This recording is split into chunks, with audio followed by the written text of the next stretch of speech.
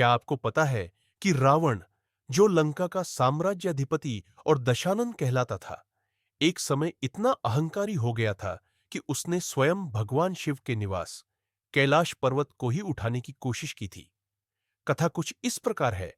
लंका पर विजय प्राप्त करने और समस्त दिशाओं में अपनी शक्ति का प्रदर्शन करने के बाद रावण का घमंड सातवें आसमान पर पहुंच गया था। वह मानने लगा कि उसके बल की बराबरी कोई देवता, दानव या मनुष्य नहीं कर सकता। इसी घमंड में वह अपने पुष्पक विमान से एक-एक पर्वत और तीर्थों की यात्रा करने लगा। जब रावण हिमालय पहुंचा और उसने दूर से कैलाश पर्वत देखा, तो उसकी आंखें ठहर गईं। कैलाश पर्वत, जो भगवान शिव का दिव्य निवास था, जहां साक्षात देवाधिदेव अपने परिवार, माता पार्वती और गणों सहित विराजते थे।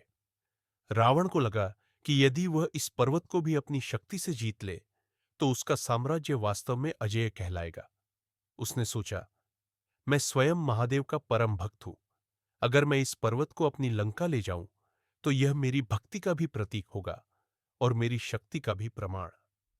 अपने इस विचार के बाद रावण ने 10 मुखों से महादेव का स्तवन किया और फिर अपनी विशाल भुजाओं से कैलाश पर्वत को उठाने का प्रयास करने लगा। धीरे धीरे धरती हिलने लगी, पर्वत कांपने लगा और पूरे कैलाश क्षेत्र में भूकंप जैसा कंपन फैल गया। माता पार्वती डर गईं और भगवान शिव से कहने लगी, स्वामी, देखिए, यह कौन इतना दुस्साहस कर रहा है जो आपके धाम को हिलाने की कोशिश कर रहा है। भगवान शिव मुस्कुराए और बोले, देवी, यह मेरा परम भक्त रावण है, परंतु आज इसका अहंकार इसकी भक्ति पर भारी पड़ गया है। जब रावण ने पूरा पर्वत उठा लिया, तो शिवजी ने बस अपने पांव का हल्का सा अंगूठा नीचे दबा दिया। ज्यों ही महादेव ने ऐसा किया, पूरा कैलाश पर्वत तुरंत अपने मूल स्थान पर अचल हो गया और रावण की उंगलियां उसके नीचे दब गई। रावण दर्द से चीख उठा।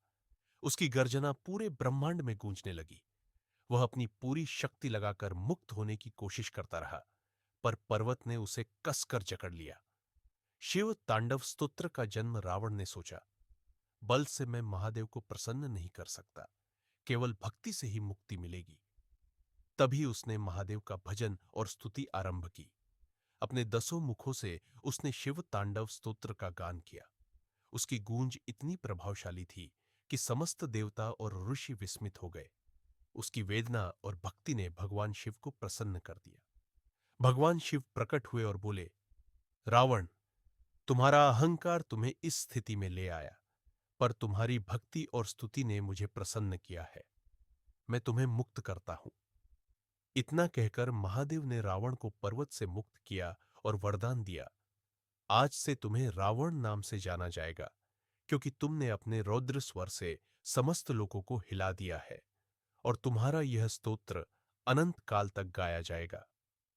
कथा का सार इस घटना से यह शिक्षा मिलती है कि चाहे कितनी भी शक्ति हो जाए, अहंकार हमें पतन की ओर ही ले जाता है।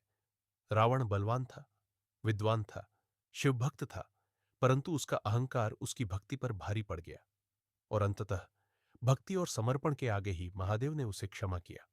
इसलिए यह कथा आज भी हमें याद है, दिलाती है कि सच्ची शक्ति अहंकार में नहीं, बल्कि भक्ति और विनम्रता में है। अगर आपको यह कथा अच्छी लगी हो, तो हमारे चैनल वेद सनातन को लाइक, सब्सक्राइब और कमेंट करना न भूलें।